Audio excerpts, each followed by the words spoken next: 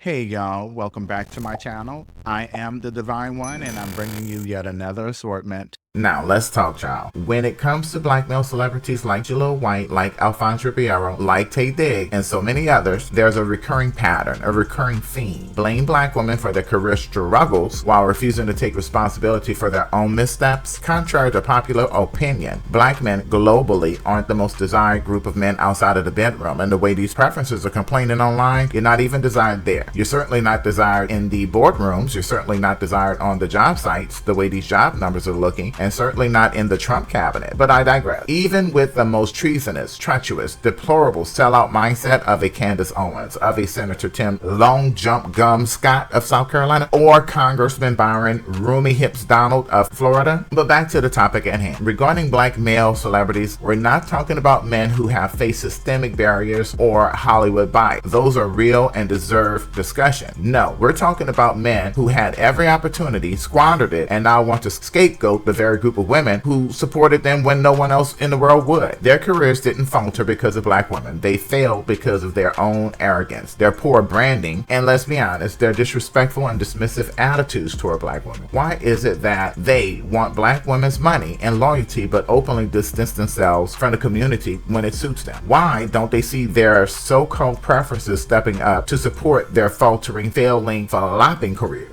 Black people collectively need to have this grown-up conversation, not because we owe these men anything, we don't owe them, but because it's high time we hold them accountable and redirect our energy toward those who truly respect and value the community in its entirety, in particular black women. So let's unpack the numbers, the audacity, and the double standards. It's time for a reality check. Let's go.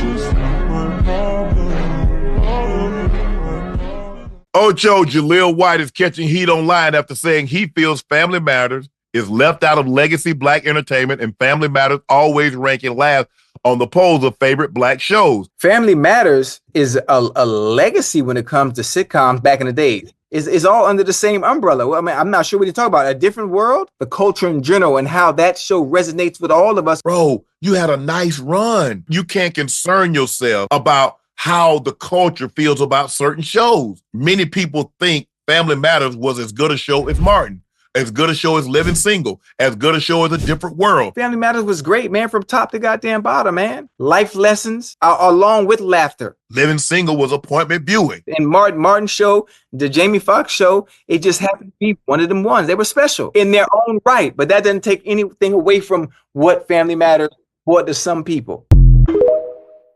Being a part of the TGIF brand sometimes makes you feel like you don't completely belong in the pantheon of blackness.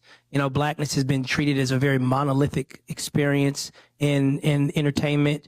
You know, if it's not a hood story, it's not a black story. And, you know, sometimes I feel left out of that, you know, so it's like, you know, like if there's ever a poll and they say, oh, what are your favorite black shows?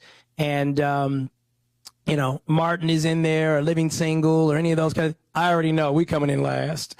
But if there's ever a poll and it's just like your favorite family shows and suddenly Martin's not in there or whatever, all of a sudden we rank really high.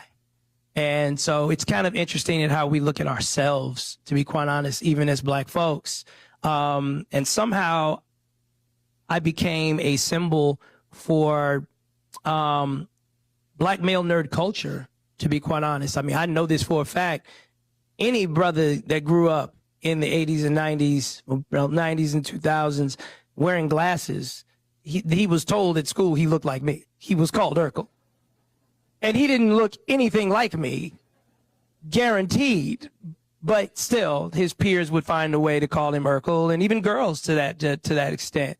So it's really humbling to see how far nerd culture has come. And really it's not nerd culture, it's smart culture, it's hobbyist culture, it's skateboarders, and I could never have known in a million years that I would be the face of that. I never could have known that.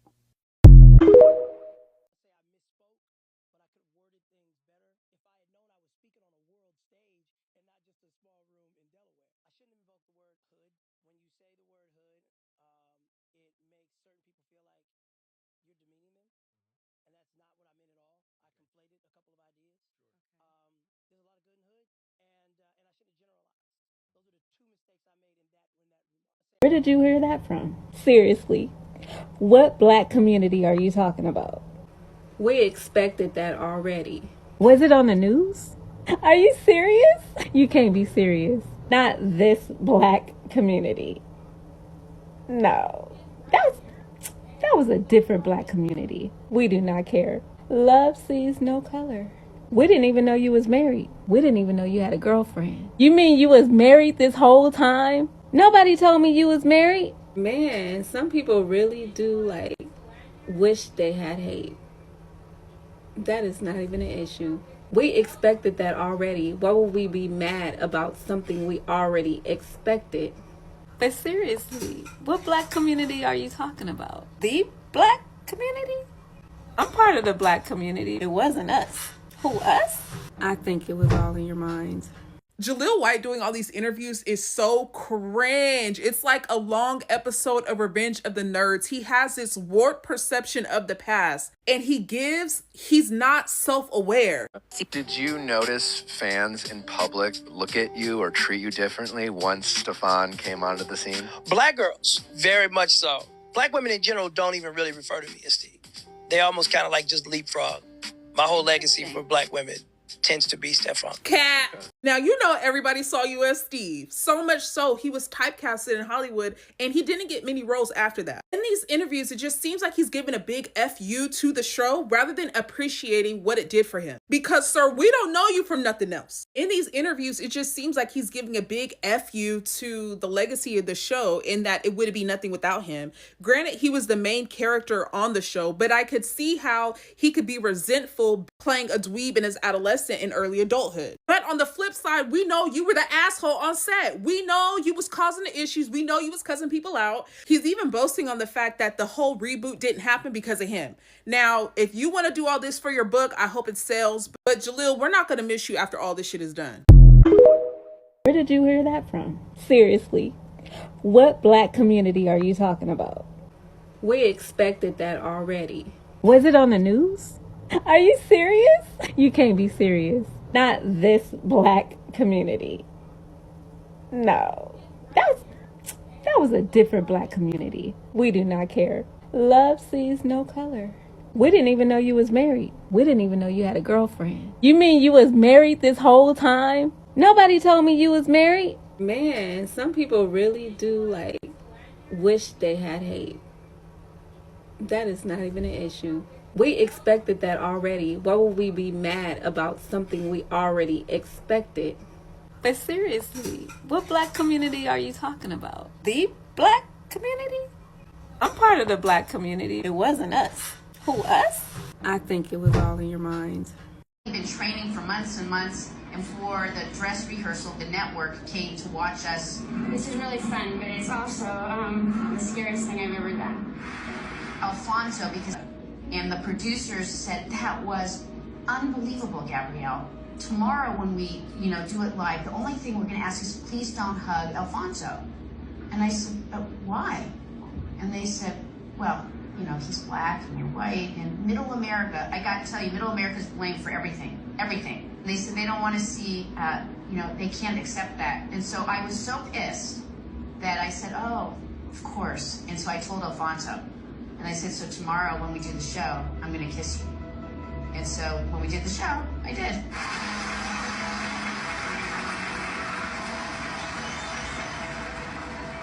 Even the ones edgy. Black men who like white women only. If that's your thing, let it be your thing. Don't use it to hurt or taunt black women, because so many of you guys do that. And also understand the impact you make on young black boys and young black girls when you project white women as the cream of the crop. You would only date white women. Just imagine the impact that has on black girls and black women. Can't you care about that shit a little bit? Think about your moms. I'm about to show y'all a video. You will understand what I'm talking about after I show you this video. Now,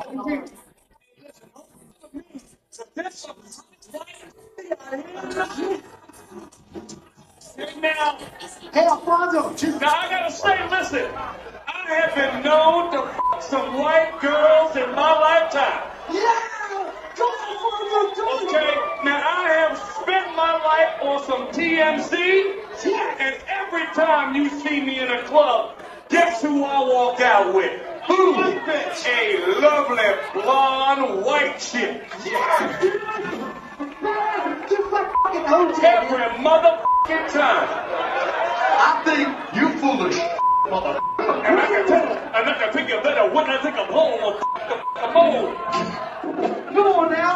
I break a down. Come on. Every time I wanna play, every time I wanna take a bit of out, I make a break a down. Come on. I want a little white chick. I don't know what I say, but I get it. Everybody wanna say what? Come on, get a white chick, get and come on, bring it down, set it down. That's nice. Idina Menzel, the ex-wife of Taye Diggs, recently stated on the podcast Dinners on Me that once her and Taye went away from the theater world and more into mainstream, that the interracial aspect of their relationship came into play. She states that the Black community didn't seem accepting of her interracial marriage. What do you guys think about this? Alfonso Ribeiro tweeted that he'll never work with Tyler Perry. Why all the hate? There are two sides to every story, but there's only one backstory. Alfonso Ribeiro arrived at the Tyler Perry studios on a hot spring day. The famous actor was guided through a sea of cubicles. Several studio staff employees stared with glee, instantly recognizing the iconic actor.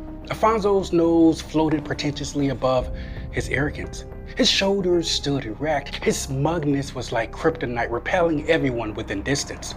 A woman with a soft smile approached him. His eyes held a glint of disdain for her. "May I have your autographs?" Boils devoured his skin. Contempt held him by the balls. He never turned in the woman's direction. "No," blared from his mouth. He continued on his way. He made it to the conference room. The woman allowed him inside. His agent, Sidney Kaufner, sat at the table waiting for the door to close. Cindy was like a firefly in the bayous, glowing with excitement. "Can you fucking believe this? We are at Tyler Perry Studios. What are we doing here?"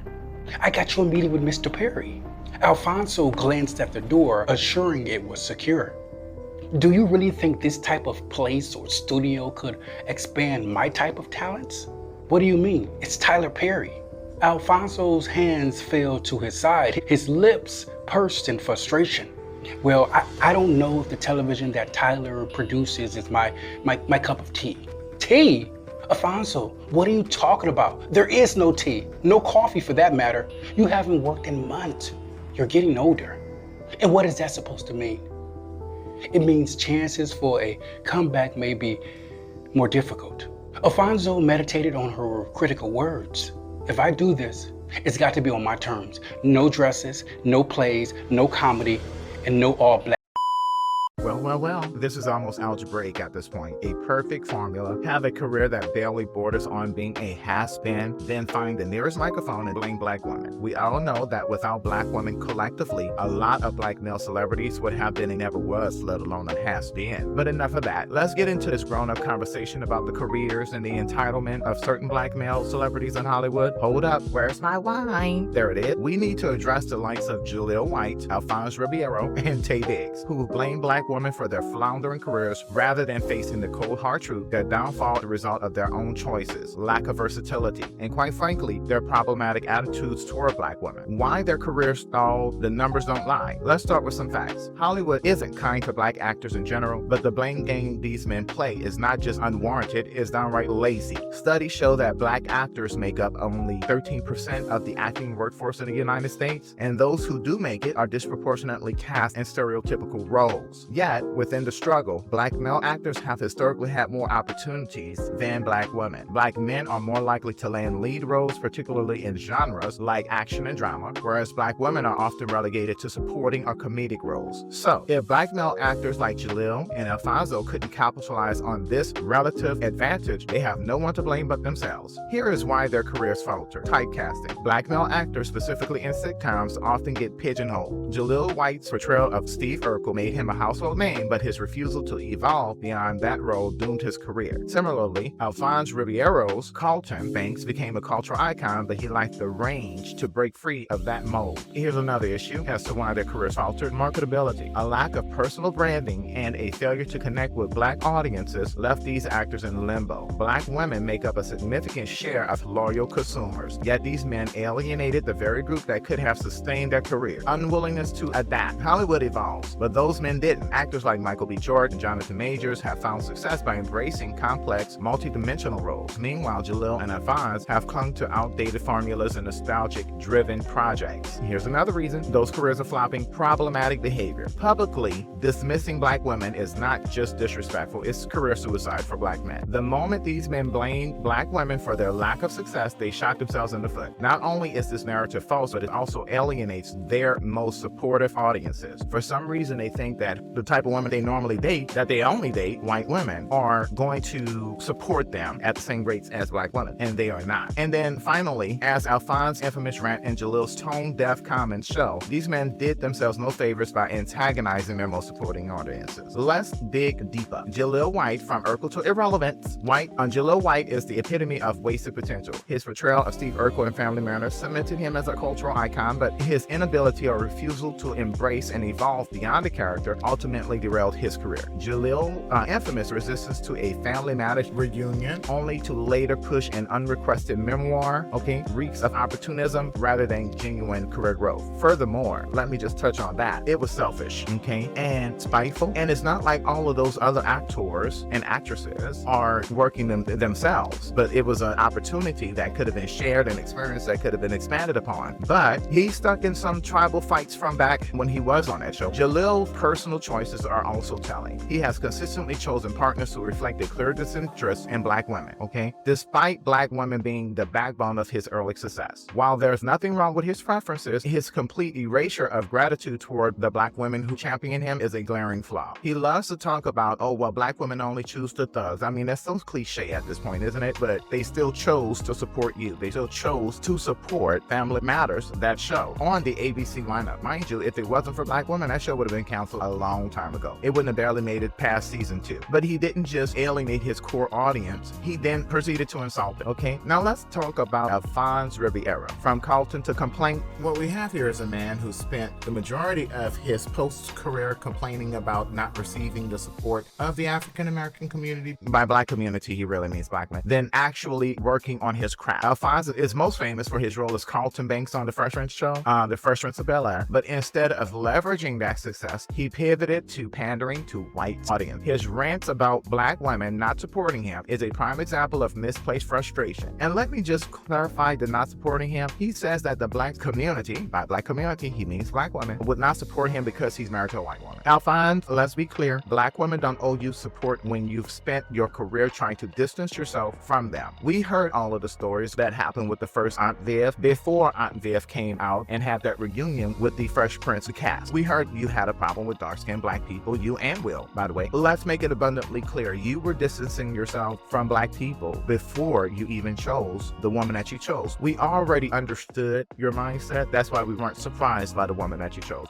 just to clarify, I'm nothing unless I'm providing clarity. His marriage to a white woman is not the issue. The problem is his consistent disdain for black women and his refusal to address the systemic barriers that limited his career. In a comment, he claimed, "I'm never going to be fully supported in the black house," which highlights his misplaced frustration. Just take black out and put white, because that's the audience you were pandering to, not black people. He implied that black women alleged rejection of him stemmed from his interracial marriage, ignoring the real issue, his disconnection from the black community and his patronizing attitude toward black women. See, we're noticing the constant theme already. Now we go over to Taye. My hairline is being pushed back to ancient Egypt. Diggs, the heartthrob who broke black women's heart, and I can say that because black women really was checking for some Taye Diggs job. Taye Diggs is a special case because he started off with so much promise. Films like How Stella Got a Groove Back and The Best Man positioned him as a black male heartthrob, and black women embraced him wholeheartedly. But Taye, yeah, he had other plans, okay? In interviews, Taye made comments that were not only dismissive but downright disrespectful toward black women. He spoke openly about his preference for white women, often in a way that seemed to diminish black women in comparison. Taye Diggs has spoken publicly about a specific incident where he told his mother that he was dating a white woman, and her reaction reflected broader concerns about race, societal pressures, and identity. Translation: his mother said, "I knew you were like that." That's from what he said, his exact words. According to Diggs, when he informed his mother about his interracial relationship, she expressed understanding but also warned him about the challenge he might face as a black man dating outside of his race. Her response was rooted in an awareness of how society often screws and judges black men who date white women, particularly in the context of a public figure who represents their community. This conversation, combined with Diggs' own reflection, has been a recurring topic in interviews where he discusses his dating preferences. However, it's worth noting that some of his comments have been interpreted as dismissive toward black women, leading to backlash. For example, Diggs described feeling less black due to the criticism he faced for dating white women, a statement that not only revealed his personal struggles with identity but also alienated black women who had supported his career. This incident with his mother adds nuance to his story, as it shows that even within his family there was an awareness of how these dynamics would play out publicly and the implications they could have for his career and personal relationships. Rather than navigating this with sensitivity, his later comments often seem to deflect responsibility and portray black women as antagonistic, further damaging his connection to the audience that once championed him. I have to say, with these men, they love to go back and talk about how black men weren't interested in a black woman. Once they found out I was a white woman, they make it seem as if only black women had these issues with their choices and preferences. But back to Taye Diggs. In one infamous statement, Taye said he felt a little less black for dating white women and admitted to resenting black women for criticizing his choices. I'm sorry, yet again, your insecurities are a self-reflection of your choices, okay? You felt a little less black. My question is, why would you feel that? Just take black women out of it. Here's the problem. Black women weren't upset that Taye loves who he loved. They were upset that he seemed to need to denigrate them to justify his preference. And as Taye's career began to decline, he suddenly tried to pivot back to black audiences, hoping for the loyalty he so casually discarded. Child, Taye Diggs better go ahead and put that application in a McDonald's at this point. Let's talk about the Luke Cage effect. When black women walk away, you would be surprised at the number of shows where it wasn't just Luke Cage. Luke Cage was the first, but then you had Insecure, Being Mary Jane, and Power. A lot of those men's preferences came to the front line. Black women felt betrayed, and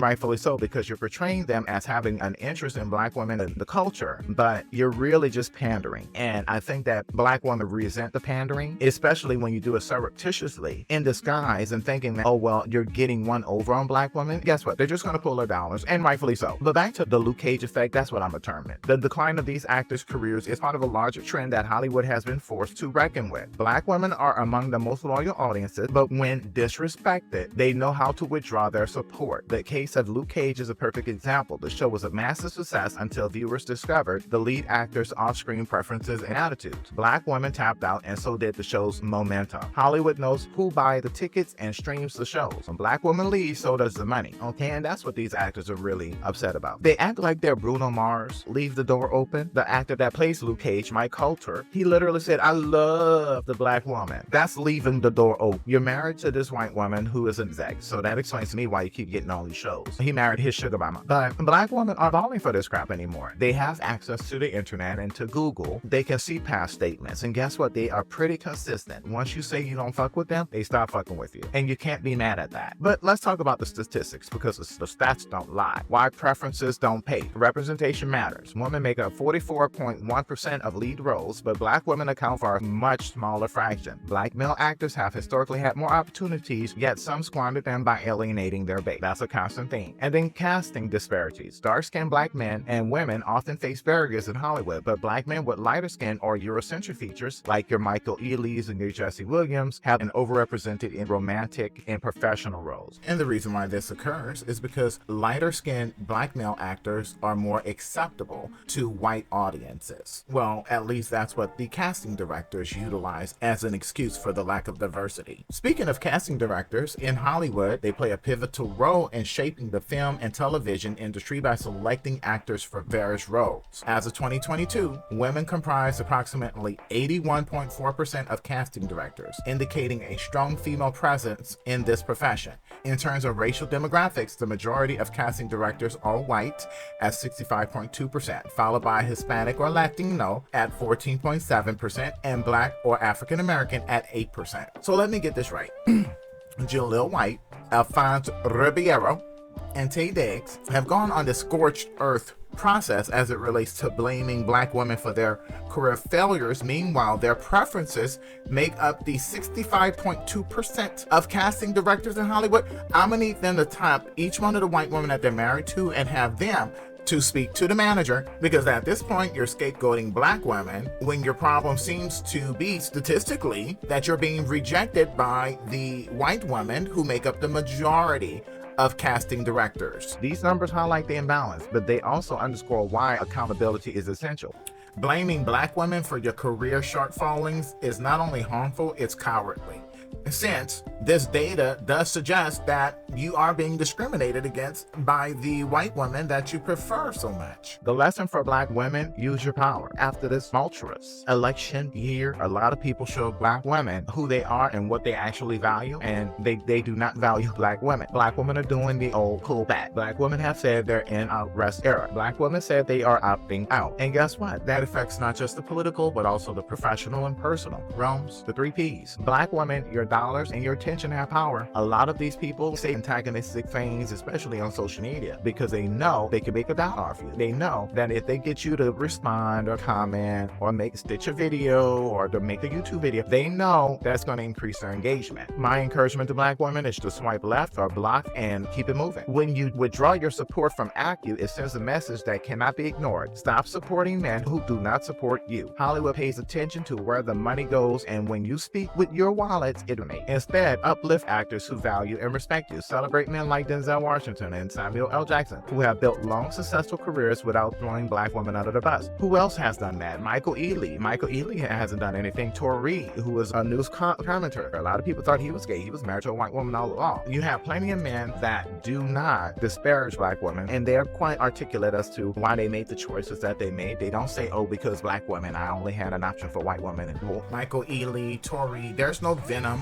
when someone asks them why they chose the white woman that they're married to. They don't reflect an anti-Black woman sentiment ever. In fact, it's just the opposite. My final thoughts about accountability is key. Jaleel White, Alfonso Ribeiro, and Taye Diggs are cautionary tales of wasted opportunity. Their careers didn't fail because of Black women. They failed because of their mouth, their own arrogance, their poor choices, and an unwillingness to evolve or to perfect their own craft. Black women don't owe them support, and they certainly don't deserve the blame for their faltering career or their shortcomings. They may give the illusion of leaving the door open, but what they really mean is to keep your wallet open while I continue to disrespect you. And Black women say, no, we ain't going. The Black community is way too inclusive. They're always looked upon to Martin Luther the King some bullshit without complaint and the expectation of silence. The Black community, in particular Black women, are protecting their energy and investing it wisely. Celebrate those who uplift you and let the rest learn the hard way. Loyalty is earned, not entitled. Why is it that Black men like Alfonso, like Jaleel, feel entitled to their personal preferences but have such issues with Black women exercising their preferences for who they invest in? Fair is fair, right? Why do they want the money from the group of women they work so hard to distance themselves from? Why don't they ever discuss why the group of women they prefer never seems to support them outside of the bedroom? The doublespeak, the double standards, and hypocrisies are nauseating. Frankly, it's easy to like and support people who don't act like whiny little assholes. Enough is enough. Well, it looks like our time is up. I thank you for making the time to go through it to the end with me. Like, share, and subscribe, please, and thank you.